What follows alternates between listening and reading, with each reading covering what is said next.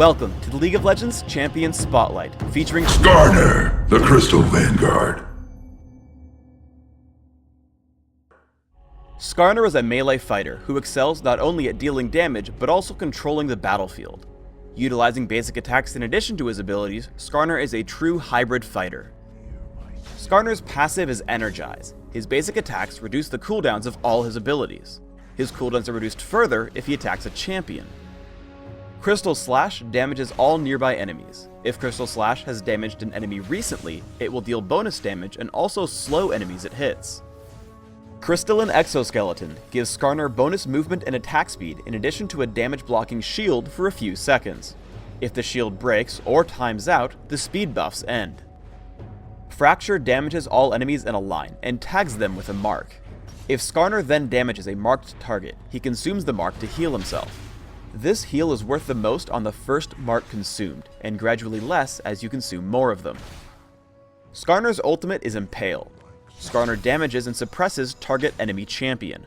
Skarner may then drag him around for a short time, dealing further damage when the effect ends. I play Skarner as a jungler. Have a teammate pull the Ancient Golem and take it down with Crystal Slash and Smite. Clear the rest of the jungle, taking Crystal and Exoskeleton at level 2, another point in Crystal Slash at level 3, and Fracture at level 4. After your initial jungle pattern, grab Boots of Speed and a Sight Ward, and then look for a gank. I find Xin Zhao and flank behind him. Morgana reacts to my aggression, and with a slow from Crystal Slash, lands a Dark Binding. Unfortunately, I underestimated Xin Zhao's health, so instead of taking the kill right away, we end up both dying to the turret. However, as with all First Blood gains, it was worth it. Skarner is a natural ganker, so always look for available enemies. I pick up a longsword and find Nidalee overextended in mid. I push in with Pantheon, forcing her to escape with Flash and Ghost. I simply loop back around, taking her down with Pantheon's help. I close in with Crystal and Exoskeleton, taking her down with Crystal Slash, Fracture, and my basic attacks. My attacks actually refresh Crystal and Exoskeleton in time to block some turret damage, but unfortunately I still die. Ultimately, because we trade kills and I also got an assist, it was still worth it. When you want to dive an enemy champion at his turret, always try to push out your minion wave. I shove my minions to the turret as Morgana sets up to gank Xin Zhao. Alistar joins in, so instead of pushing in for the kill, I retreat and let our minions tank the turret again. In chasing Alistar away from the turret, I attempt to slow him with Crystal Slash, and end up tagging him with my Lizard buff. I don't want to let Alistar juke into another brush, so I impale and pull him back towards my side of the map.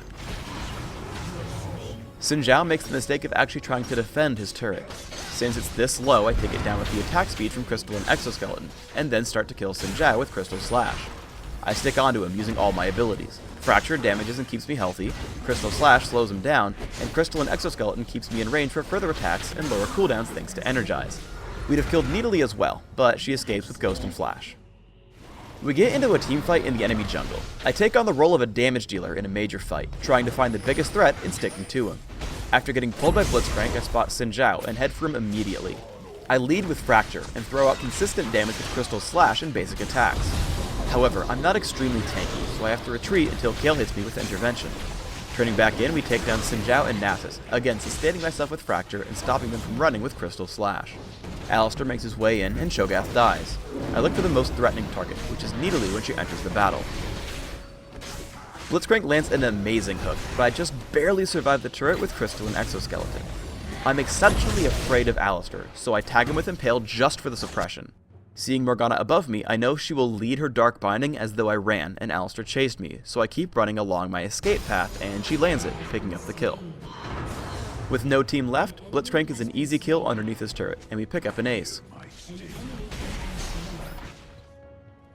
Here Nasus is simply farming without any of us on the map. Once he sees me, he turns around, but Flash, Crystal and Exoskeleton and Trinity Force allow me to catch him. I drag him back to my team with Impale, where he gets hit by a Dark Binding. Because of Crystal Slash, his escape is hopeless, so he accepts his fate and deals as much damage as he can before dying. In the last teamfight, we camp the brush waiting for them. After Morgana gets pulled by Blitzcrank, we charge forward. Immediately I try to stick to Xin Zhao, who's the most threatening target on this side of the fight. As he targets Kale, I pull him away with Impale, taking him down with Crystal Slash. I turn to Nasus, who drops immediately, and then to Alistar after his ultimate ends. As Blitzcrank tries to run, I flash over the wall and slow him with Crystal Slash, allowing us to pick up the kill quite easily. For runes, I take flat damage marks, flat armor seals, magic resist per level glyphs, and flat damage quintessences. This setup allows me a fast and safe jungle run, with defensive stats that keep me durable throughout the game. My masteries are 1, 18, 11, making sure to take all physical damage reduction masteries in defense, and neutral buff duration in utility. I also pick up Smite and Flash for jungle speed and ganking potential. I max Crystal Slash right away for the most damage output and slow. Afterwards, I max Crystalline Skeleton, which allows me to catch up and destroy targets. Also, because the buff ends when the shield breaks, I need to make my shield durable. I take a single point in Fracture at level 4, and max it last. I open with a Cloth Armor and 5 health potions. Regal's Lantern and Mercury Trides are my first mid-game items. My 2 core items are Trinity Force and Riley's Crystal Scepter. These items give me a great mix of damage, durability, and chasing power. My final items are another mix of damage, durability, and utility. Depending on your needs, you might want to grab Sunfire Cape, Force of Nature, or Hextech Gunblade. Thanks for tuning into the Skarner Champion Spotlight. Please subscribe to the Riot Games YouTube channel up top, and leave us your thoughts in the comments below.